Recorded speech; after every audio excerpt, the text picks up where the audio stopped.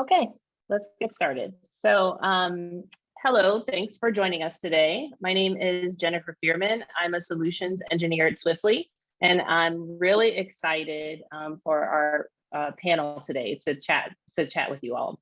One of the things that we love to do at Swiftly is to discuss high priority topics in the industry, and there's a lot that we can learn from each other. So I'm really excited to facilitate this webinar today. This panel is meant to be interactive, so in addition to the regular chat functionality, we are also going to have Q&A at the end. And as is required in any Zoom webinar, we have to test the Q&A functionality. So please let's test that by dropping your name and your location in the Q&A box.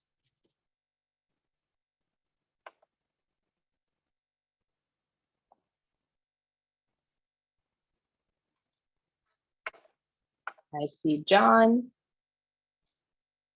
Caitlin in Denver, Jeremy in Burlington. All right. You guys are Zoom experts. That's awesome. So thanks for going through that exercise with us. So again, feel free to drop questions in the Q&A anytime. Ritesh, I see your hand is raised. Feel free to drop your questions in the Q&A anytime, and we will also have an opportunity at the end to have some questions. So let's go ahead and get started. So today we're going to cover how agencies are connecting with the rider experience. We're going to talk about the importance of real-time information, the meaning of real-time information, and some best practices that we've seen around the industry. And I am really excited to welcome our panelists today. And the reason I'm excited about these panelists is because they work with both riders and agencies, which allows us to gather multiple perspectives on how we bring riders back and continue to improve transit. So for each of our panelists, please introduce yourself, your organization, and tell me or tell all of us an anecdote in your personal transit experience, whether it's a project you've worked on or something that demonstrates the importance of real-time information. And I'm going to start with David. Thanks. I remembered to take myself off of mute. I'm pretty proud of myself. I can consider this webinar a success. I work for Transit. My name is David Block-Jachter. Transit's leading journey planning app in North America. So back when I was the CTO of the MBTA in Boston, I had the pleasure of working with both Ritesh and Johnny to run the first procurement for prediction software, where the deciding factor was an independent evaluation of the accuracy of predictions based on real data. But mostly I come with this from lived experience. I grew up in Manhattan. I never learned to drive. I grew up waiting on the corner in the rain for a bus, huddled in the shelter. That sounds very sad. Hoping it comes, wondering if you should just walk. And from that, I know that the certainty that comes with real-time information can really change the bus from last resort to first choice. And I've spent most of my career trying to make bus travel suck just that little bit less. That's great. I can definitely relate to waiting in the rain. I grew up in Houston, Texas without a car and spent many a hot summer afternoon just wondering. Ritesh, how about you? So hi, I'm Ritesh Varade. I'm a director at IBI. I've also had the pleasure of working with David and Johnny and hopefully you, Jen, as well over my career. I lead IBI's transit data team, and we work with agencies all around North America on passenger information and analytics projects. Fun anecdote. Two things. One is I grew up in cities of more than 10 million people. And then I ended up in Ann Arbor, Michigan, and realized that once you get used to having a train come every 2 minutes, waiting for a bus that comes every 60 minutes is a completely different experience. And good real-time information helps. The second is how difficult it is to get this information sometimes. One of the projects I was really thankful to work on early in my career was tracking the Green Line in Boston. And we heard from so many friends and family, how hard can it be? Can't you just strap a cell phone on a train? Well, no, it goes underground. It's really old. Cell phones fall off. And it was a long, drawn out, very technically challenging process to get that to work. But now it really helps passengers understand when to get to their train, where their train is, when is it going to get there, and really improves the entire rider experience. So that's my bet. Awesome. Thanks for sharing that. And Johnny. Hi, everyone. My name is Johnny Simkin, and I'm one of the 3 co-founders and the CEO at Swiftly. I've also had the pleasure of working with Ritesh and David for actually, what is it? Almost a decade. We're probably close to a decade now. And it's been really, really fun and informational for me throughout that time. My anecdote is I actually moved to San Francisco in 2012 and sold my car. It was my first time living without a car. And I fell in love with transit, but I had one major frustration that often prevented me from relying on it. And that was, I would open the app at the time that the city was providing. It would tell me to arrive at the bus stop in 5 minutes. I would get there in 5 minutes and the bus just left, and I would have to wait 10 or 15 minutes for the next one. And it was so frustrating and drove me so crazy that I decided to start a new company called Swiftly. So the reason why I started Swiftly with Will and Mike was actually to really address this core problem around how do we deliver accurate and reliable information to riders. And it's been an amazing experience being able to do that now in over 115 cities in 8 countries around the world. Awesome. So I love that I just learned that all of us share the experience of kind of hating to wait for transit. So I think that's why we're all such motivated professionals. All right, we're going to jump right in with some data. So David, tell us what's happening. Yeah, absolutely. So at the onset of the pandemic, at Transit, we partnered with APTA, the American Public Transit Association, to produce these up-to-date estimates of ridership across U.S. agencies. And this is rather than the 3 to 6 month delayed reporting from the NTD. And it's available at Transit app /APTA. So this is based on calibrating the usage of our app, which has adoption rates that vary up to 50%. In some of these cities with the official but time delayed data that's reported to the NTD. So the idea here is that basically everything's changing all at once, and it's hard for agencies to know what's going on. So back when agencies were going fare free in April of 2020, they didn't even know their own ridership. Now they might know that, but it's more important than ever to know if the trends that they're seeing are unique to them or reflected in other agencies. So after that initial dip that took us down to just over 20% of normal ridership, it increased back, at the end of last year as high as 62% of pre-pandemic ridership. It's now sitting around 55% of where we would have expected ridership to be nationally pre-pandemic. And you can see the bumps along the road that we've all felt as each new wave of the pandemic has emerged. For example, the Omicron dip is apparent earlier this year. But this is varied from city to city. There are some like LA, and you can see this when you go to the website, that are within 20% of their pre-pandemic ridership, while others, especially commuter rail systems like VRE or Metra, languish with less than a third of their ridership.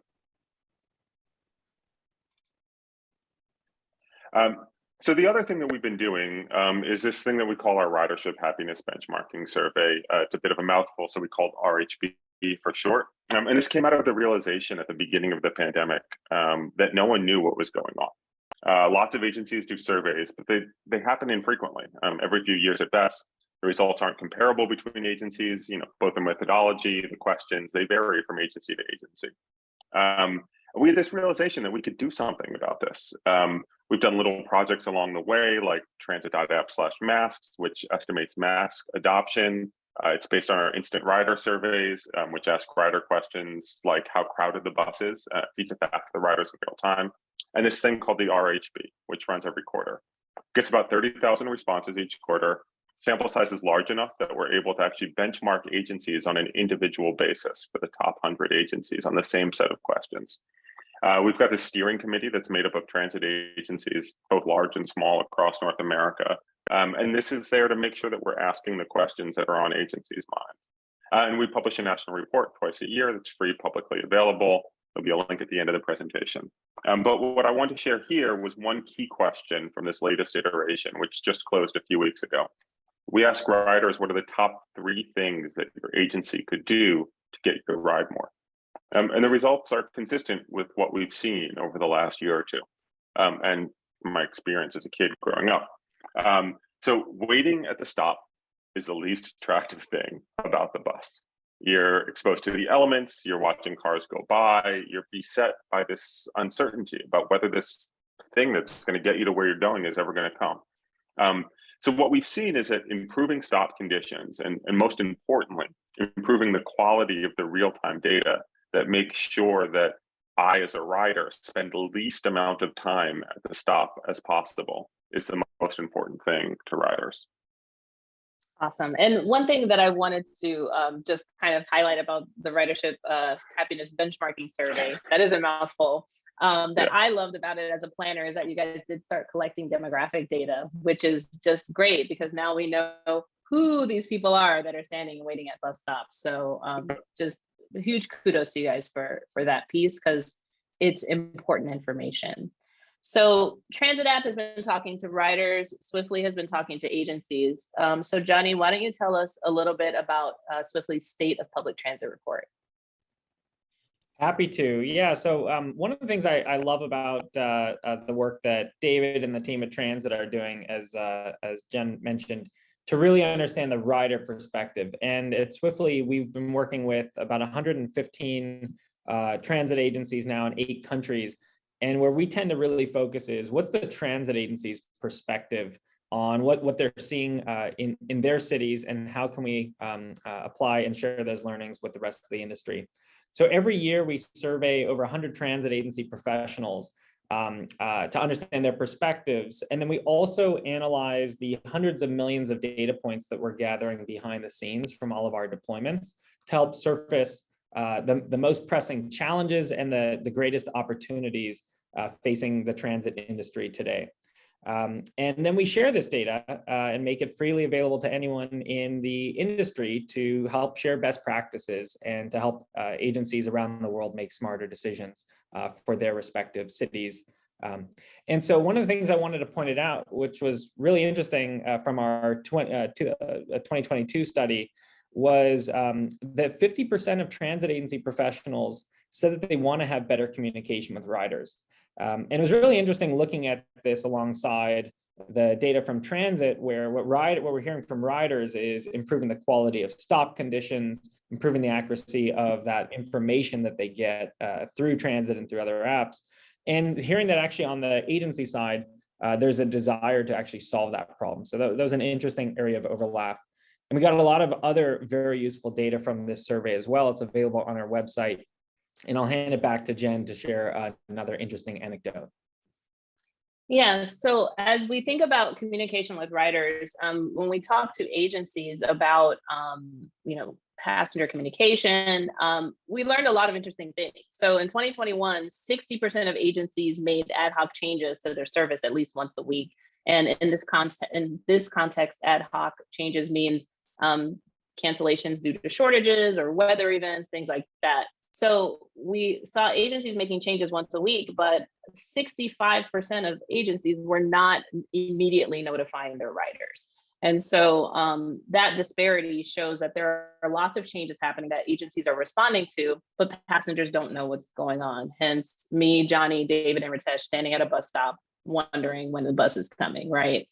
And then if you look at the other side of that spectrum, 13% of agencies never tell their passengers. So they are so consumed with the process of putting out the service that they can, dealing with the changes that they come in, that they don't have the bandwidth to even notify their passengers. And so it was really eye-opening to understand the juxtaposition of the changes that were happening in service versus how many times riders or how soon riders were finding out about those changes.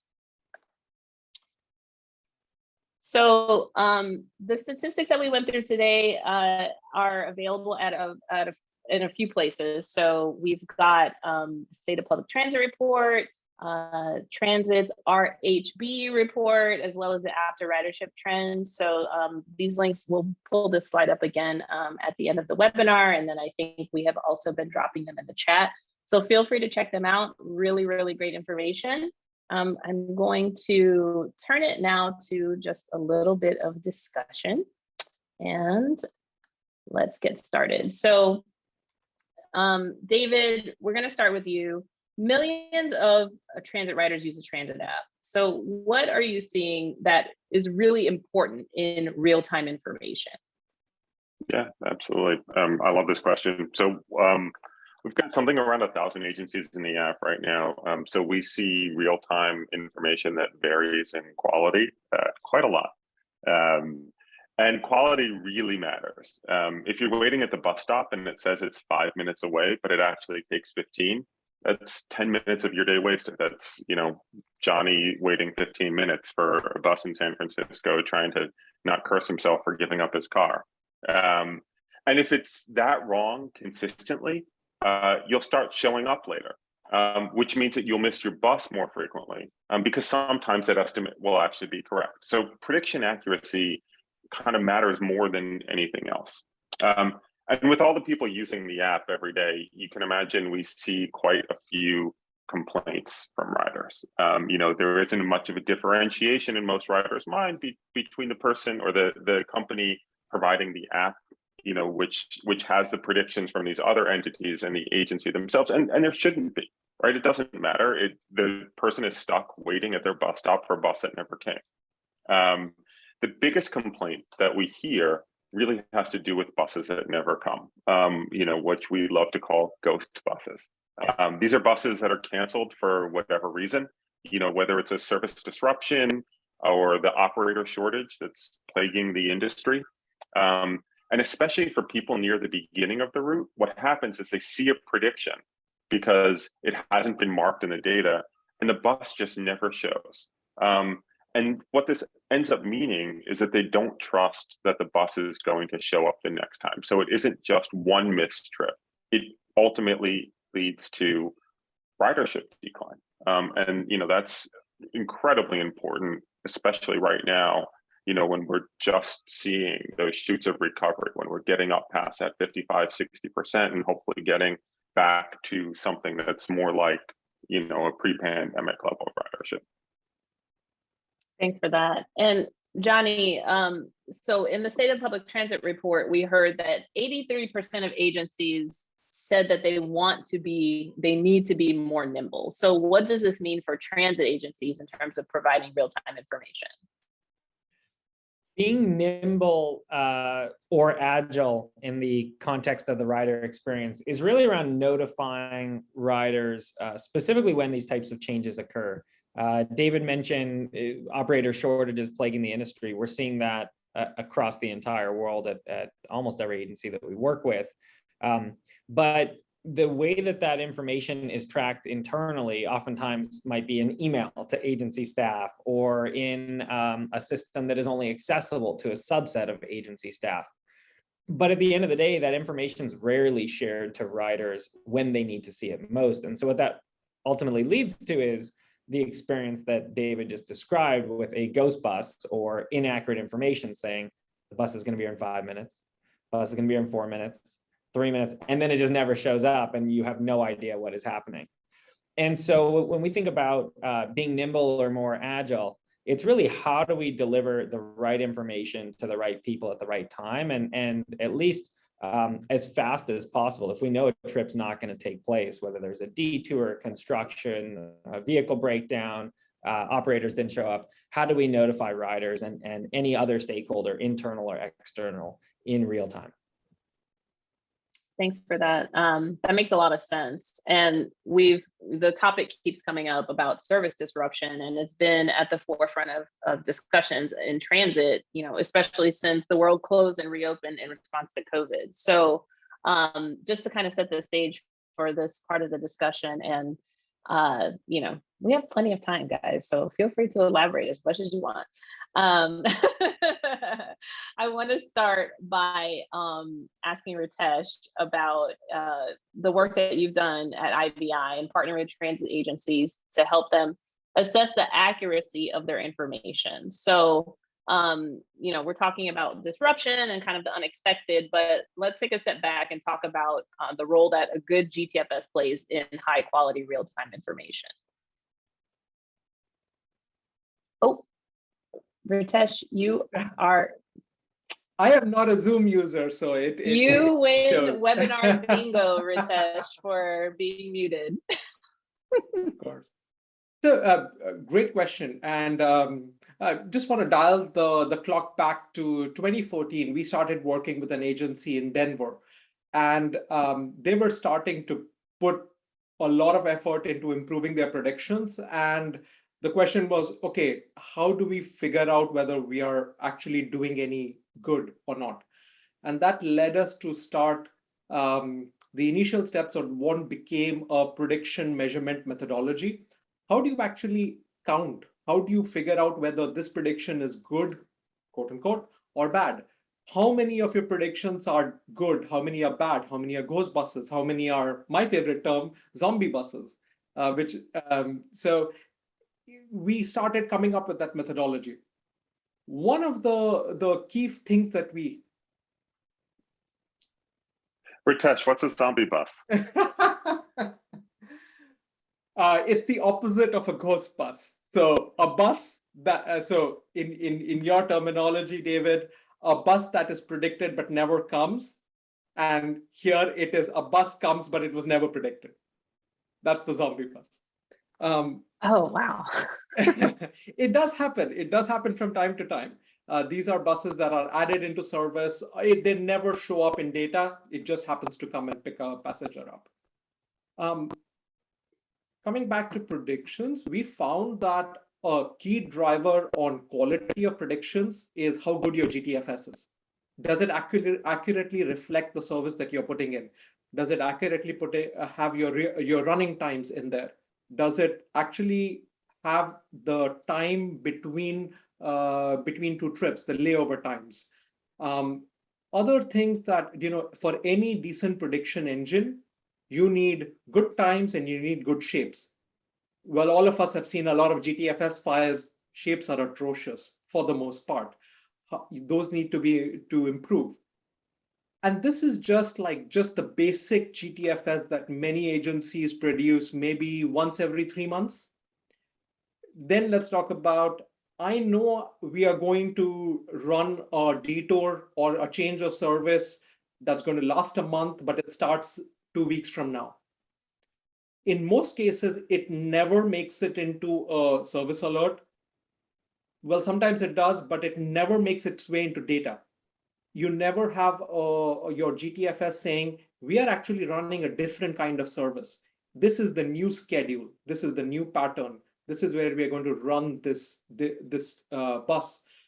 You might have as accurate predictions as you can, but if your underlying data, GTFS, isn't good enough, you might be predicting for a stop that doesn't exist, that never going to serve. And so all of these things are interconnected. It is the schedule that you put out. It's the predictions that you generate. It is the service disruption information that you enter and give to passengers. The service disruptions that last weeks, the service disruption that's coming up this weekend, the service disruption for your commute home today. And all of those factors go into increasing rider confidence. One of the reasons why people drive cars is I control that. I control that entire experience. Yes, it's expensive. Yes, I have to pay for parking, but I know for certain that I have a ride home and I can go when I want to. Transit, we need to build that trust. We need to build the trust that when something happens, we will inform you, the rider, that this happened and what you should do, or what is the alternate means that you should take when a situation arises. And I want to just take a minute to kind of engage our participants. I want you to drop in the chat, like, your sentiment about how good you think your GTFS is, because I know it's going to vary, like in terms of if you think it's great, if you think it's awesome, if you think it could use some work. and we won't share with anybody, but I'm just curious to know, because this is something that we talk about a lot, and it is the basis of all of the information. Someone says it could use some work. We got one response. Yeah, Ritesh, thanks for poor, says Chris. Amazing, says Jesse. So yeah, excellent. And I think it's important to highlight, just the importance of maintaining kind of that foundational information. Your GTFS is the baseline upon which we build all of these tools. So it is really important. And so thinking about your GTFS is a great place to start. So as we talk about disruption and how this impacts, our GTFS, which is what's supposed to happen, and then what actually happens, I want to talk about the different types of service disruptions and how that can impact the way agencies need to communicate with riders. So David, I'll start with you, since you've got the passenger facing piece. What kinds of disruptions are we seeing, and how does that impact the way that agencies are trying to put info out there? Yeah, absolutely. So there's three. I mean, look, every disruption is special and different, but there are three basic typologies, right? You've got missed trips, you've got stop closures, and you've got temporary detours. And there's ways to deal with all of this in the data, but they need to be supported by operations. We keep saying it again and again, but I'm going to say it because it's probably the most important message here, which is riders need to know what's going on, just like your operations staff does. Waiting at the stop for a bus that's never going to come can ruin someone's day. And we know we have all of the support tickets of people calling us very, very bad names, very creatively in all sorts of languages. And the standards out there, GTFS RT among them, which are standards that we're continually working to improve, allow all of the complexity of operations, and it is massively complex, to be expressed in a way that apps like Transit can translate to let riders know what to expect. If there's a detour that's properly expressed in the data, we can reroute passengers to a better trip. If there's a drop trip because of operator shortages, we can cross that departure out to let the rider know that it's going to be canceled. If it's expressed via these standards and not just on Twitter or not just in long form text, where most riders aren't, by the way, then it becomes a normal part of the trip for the riders with these disruptions, rather than something that totally ruins their day. Yeah. If I can add to that, I think it's one of the other hats I wear is I do a lot of strategic data sessions with agencies, helping them figure out how to improve their data. And almost every time I start with an agency, one of the biggest change in philosophy is, for most transit agencies, they are used to running service. They see that as their number one function, putting buses on the street, not picking up riders. Riders are second, putting buses on the street. It's the thing we try to impress is that you have a second, almost equally important function, which is outputting data, high quality data about your service. This is how you communicate with riders. Not only your website, not only your Twitter feed, but your data is one of the primary ways in which you communicate with your riders. This is how you tell them what service you are providing. So you can put as many buses as you want. If you're not providing good data, how do your passengers know when to get that, when to get those services, and also how satisfied they are with the service that you provide? That's a change in mentality. Many agencies are starting to come around. Then the next step is, okay, it is not just enough to output data. It is about the quality of the data and the quality of your predictions, your disruptions, and really your GTFS. And so those are important things to consider. Yeah. And, this ties really nicely into a question that somebody just asked, because, we talked about in the State of Public Transit survey how 65% of agencies are not informing riders of changes immediately. We've talked about some of the tools that are available. You've got Twitter, you've got your apps. So in terms of the things that people are doing to inform their riders, what are some of the mechanisms out there? And what if your riders don't have a smartphone? What if they're not using technology to get that information? Johnny, you wanna start? Yeah, I have a lot of thoughts on that. Ritesh, if you want to jump in here too, because you advise a lot of agencies on this, feel free to jump in and I can add some color to it as well. Go ahead. Okay. Yeah, I mean, so a lot of really good themes have been brought up so far. One around, hey, if operations knows, riders need to know. The quality of the information is exceptionally important. There's a comment in the chat from David around the quality of the data in San Francisco, which as riders, I experience pretty frequently. That's why I started Swiftly. And then there's how do you meet riders where they are?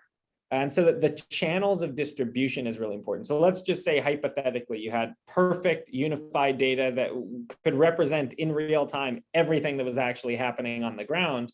If riders have no way to access it, you're also going to run into those complaints and the same issues we're trying to avoid, which is a misalignment between the expectation of the rider, what actually happened on the street, and then hopefully not, but that could result in them switching to a different mode.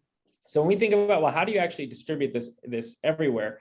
Mobile apps like Transit, an amazing place to start. David talked about, if there's a canceled trip and we work together in LA, at that scale, thousands of canceled trips, even a day, and being able to immediately inform riders and even notify them of a canceled trip is huge, or other types of service changes.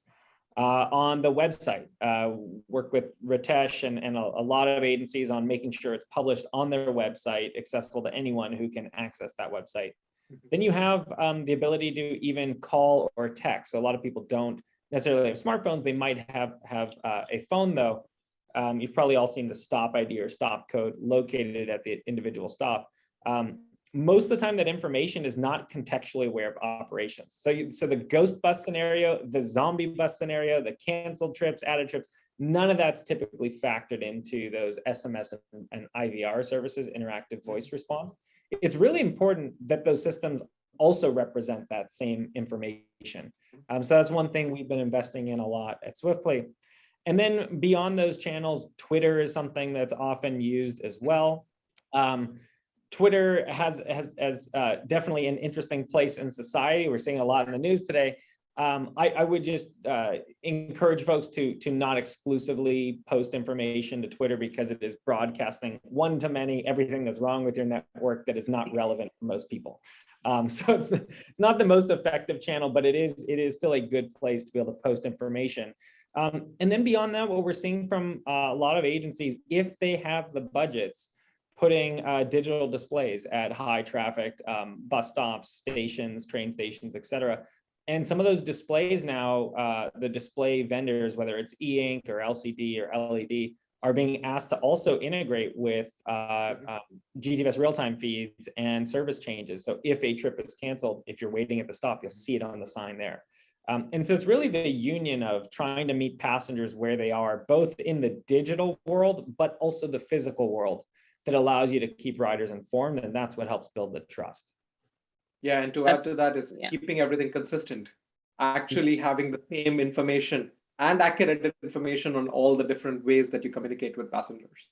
Yeah, it's a good point. It has to be consistent and accurate. If you tell you a different story, not good, and if both of those are inaccurate, not good. No, and very interesting. There is a vendor I won't name. We were working with them, and they have a product where they have predictions on signs and predictions in a GTFS real-time feed. And it took 3 months of wrangling for their team to get, we want the same number on both. No, but why? These are different products. No, we want the same number on both. So interesting. Very interesting. And so getting back to this idea of meeting people in the digital world as well as the physical world, we talk, and Ritesh, you made this point very well. We talk about the power of data when it comes to assessing the quality of real-time information. So from what the three of you have seen, what are the industry's most innovative agencies doing to assess the quality of the information that they're sharing with passengers? What they're doing to assess the quality? Yeah. In terms of, like understanding how accurate their predictions are, measuring, rider experience, things like that. I would say I think some of the best agencies, well, some agencies measure quality when they accept a new vendor system. The better ones assess it continuously, and they figure out, okay, what are the root causes on maybe systemic root causes, but also route by route root causes for bad predictions, unpredictability. These are things that some agencies do better than others. MBTA in Boston is a good example of one of the good ones. TransLink in Vancouver, another one. Denver, another one. Spent a lot of effort to build internal dashboards and tools that allow them to dive into any trip stop combination at any time to figure out where they have issues with prediction quality. So those are three examples of agencies that are doing a good job. Swiftly provides some good tools and measures their predictions and makes it public. That's great. I know that Transit app also has tools to measure prediction accuracy and can provide that information to agencies themselves. And I don't know, David, do you also make it available to riders? Yes, sir. Great. Awesome. Yeah, so I mean, I think one of the things that we kind of talked about in the lead up to this webinar was about the definition of accuracy from the perspective of looking at the numbers, and then the definition of accuracy from the perspective of rider experience. And so, should accuracy always be grounded in passenger experience, or is there like a middle ground? Like, what's the delta in perception versus reality? How do we assess that? I like that we're getting philosophical and deep. Just a little. Well, but I mean, I think it's really true because there are a couple perspectives, to your point. You can take the vehicle perspective on measuring prediction accuracy, right? How many vehicles that were 5 minutes out came less than 1 minute early or 2 minutes late, right? And it's a whole complicated thing. And, IBI has done a great job at really pushing forward and making sure that the numbers are all measured correctly. But that's just one perspective, right? How do we know that that's the passenger perspective? So from that perspective, at worst, you get numbers below 50% for agencies who will go unnamed. And at best, for agencies who use Swiftly and some others as well, at best you get numbers in the high 80s, right? That's important. But as Ritesh said earlier, we don't do this for vehicles. We're here to transport people. Yep, and people change their behavior based on the real-time predictions that they see and what they reveal. So if you see that a real-time prediction is going to be there in 8 minutes, you're going to plan to get there in 8 minutes. It doesn't matter what the schedule was. And then, it's going to be 2 minutes later then. Are you going to perceive that as accurate, or are you going to perceive that as inaccurate? And you've been looking at it on transit the whole time. And so you've seen it count down, and it counted down from 8 to 1, but it might have taken 15 minutes to count down that 7 minutes, right? I've been there before, definitely. but you don't notice it when it's subtle. Yeah. And so, the other way to think about this is, well, why don't we ask the passengers, right? And so from a passenger perspective, you can do it based on these broad impressions, right? When you use the system, did you believe that the predictions were accurate? And in the RHB that I talked about before, we ask riders this question. We have them rated on a 1 through 5 scale. Only about 50% of riders rate their accuracy as 4 to 5. So it's definitely lower than the general measured accuracy. Then the third thing that you can do is you can actually do it in the moment, right? So in these passenger intercept surveys that we run through the app when people are actually on the vehicle, we ask them whether their bus came on time. And this is right after they've boarded the bus, right? No time to have a rosier or less rosy perspective based on that. We get about 40,000 responses a day across the US and Canada. And on average, about 60% of people say that the bus came exactly when they expected it. So it really matters how you phrase the question and what you mean by the question.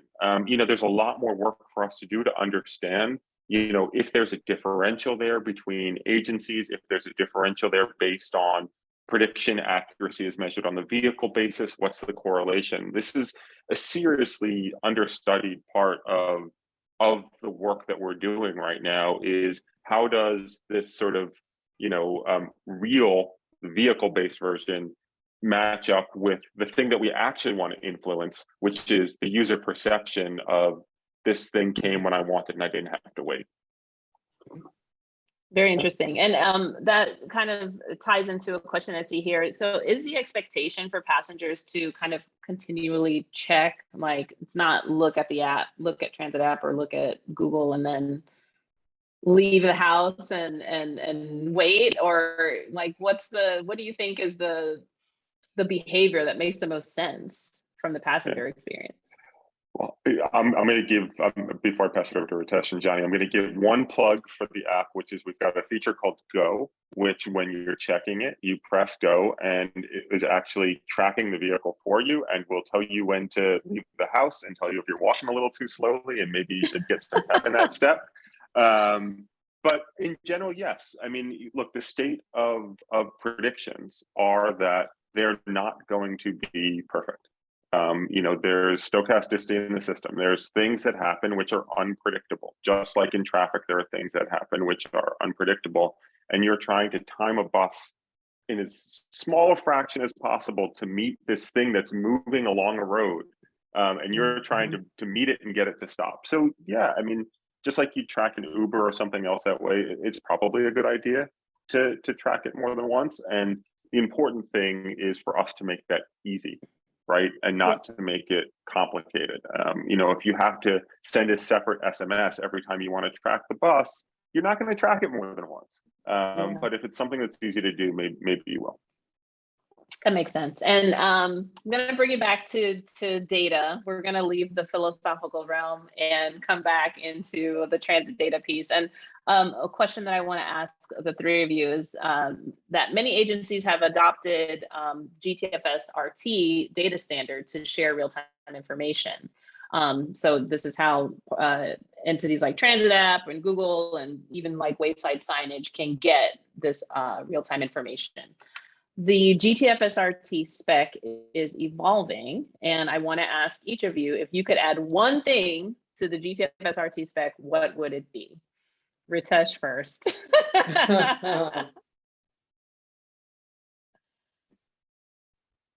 Confidence level and how good your prediction is.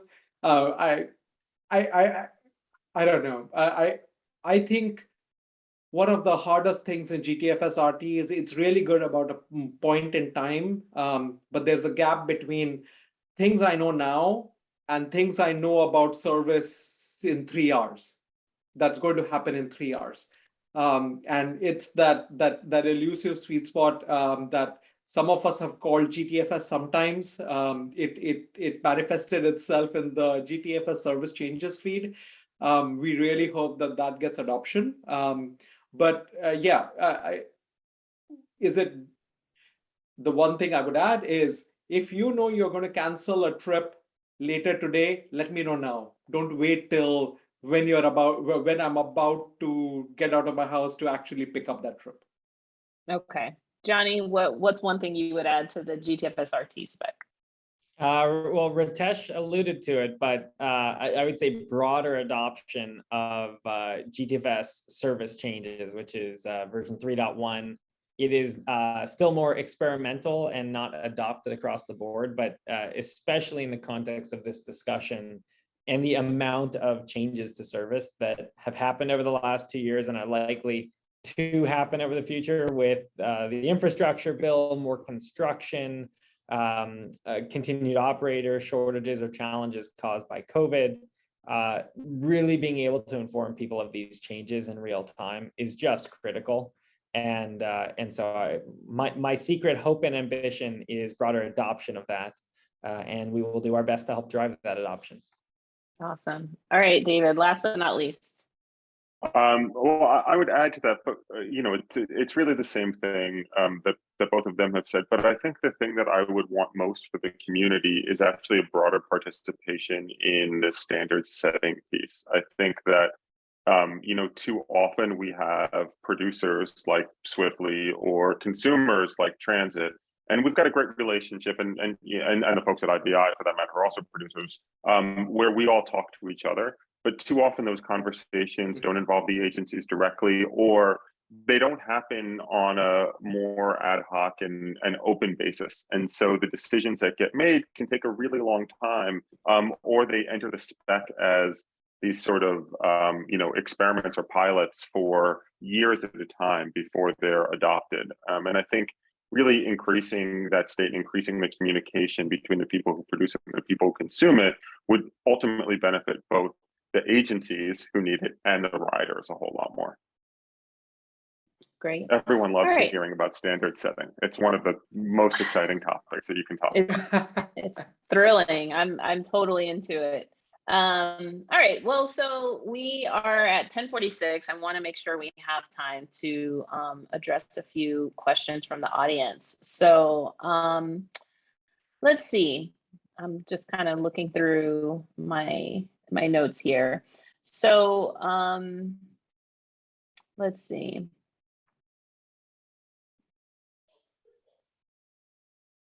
Any thoughts on best practices specifically around stop closures or stop changes? This person says, as a passenger, I've certainly run into this where there'll be signage at the stop saying it's closed, but finding the details on that closure is difficult and not necessarily powered in the GTFS information. Yeah, and I think the biggest challenge there is to have an agency to output that information in a GTFS real-time feed. The data standards exist. It is a matter of getting that information from your operational systems, your carrier systems, whatever other systems you use, and entering it into the data. If it is in the data, apps like Transit app, Google Maps, etc., can easily show that information. Gotcha. Yeah. I'll plus one that. Yeah, the data the good news is the data standard exists for that. The bad news is that most operational systems don't support that data standard, as David was talking about. And so that causes a lot of the fragmentation. And what we've seen across a lot of our partner agencies is, for example, in the CATABL system, it might exist.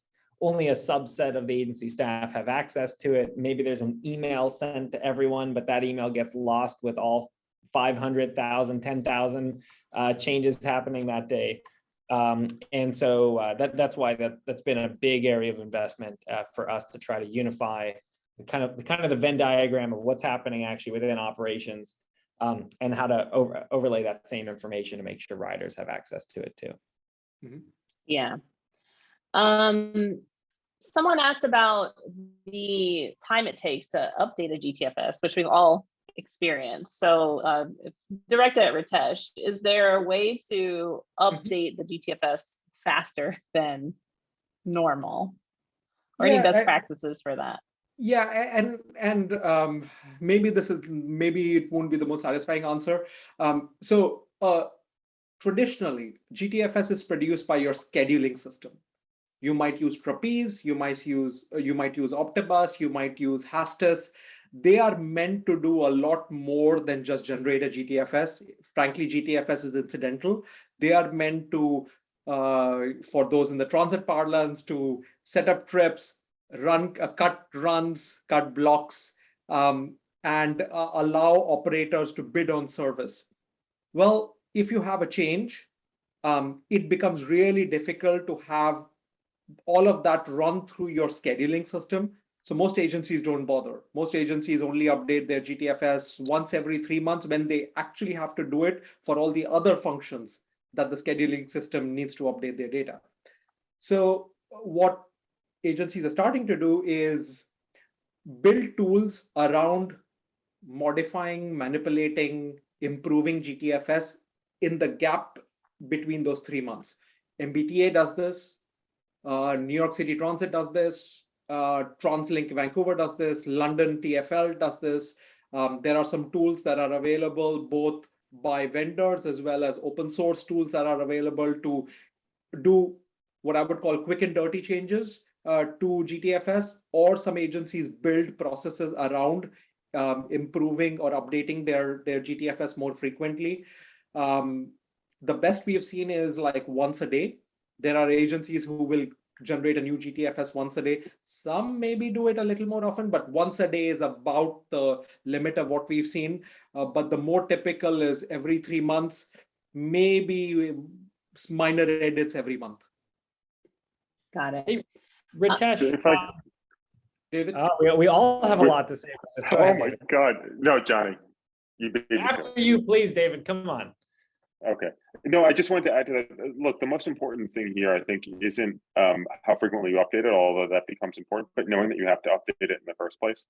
And Yeah. so, whether it's gaps in service because of a holiday or weekends or, user complaints or anything that comes from that, you're not going to update it if you don't know that something's wrong.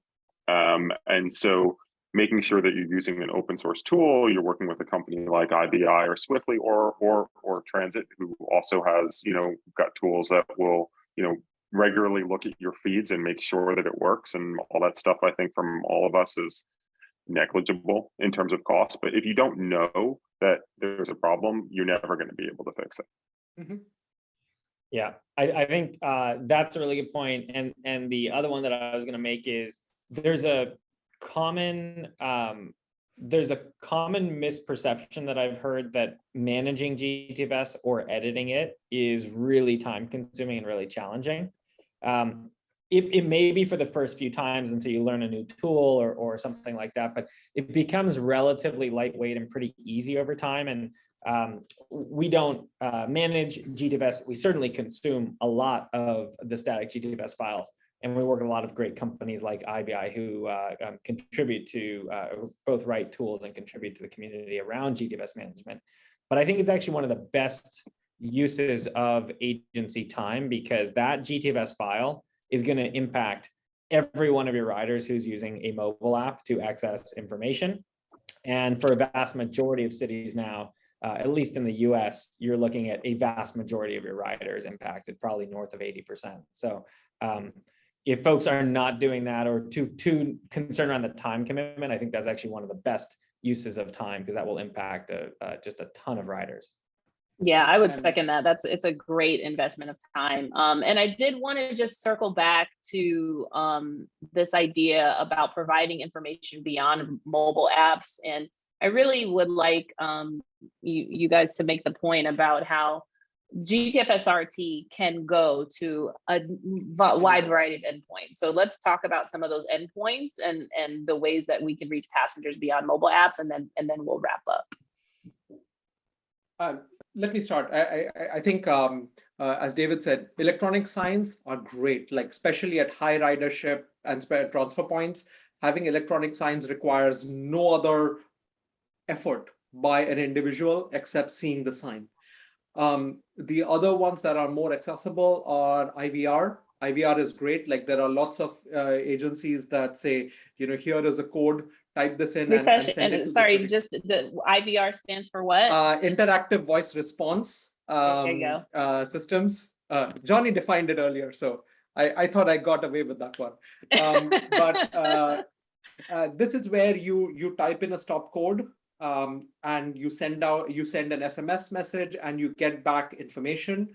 Another one is a phone number where you call in and again you speak or you type in the stop code and they will tell you when the next arrivals are.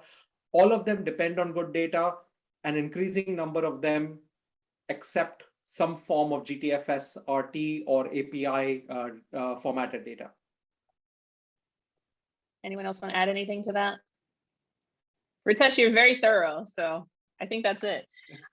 So we are just about at time, and what I want to do is just share again this slide that has some of the sources of the studies and data that we discussed today. I want to thank my panelists for sharing your insights. This was such a great discussion. Johnny, Ritesh, David, was really fun.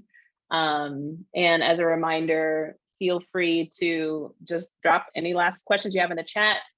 We will follow up with all the participants with a recording of this webinar, links to these resources, and then any questions that we didn't get to today, we can follow up with you directly. So Thanks again, everyone, for your time, and enjoy the rest of your day. Thank you, Jen. This is a great panel. Thanks for Ritesh and Thank David. you, Jen. Thanks, everyone.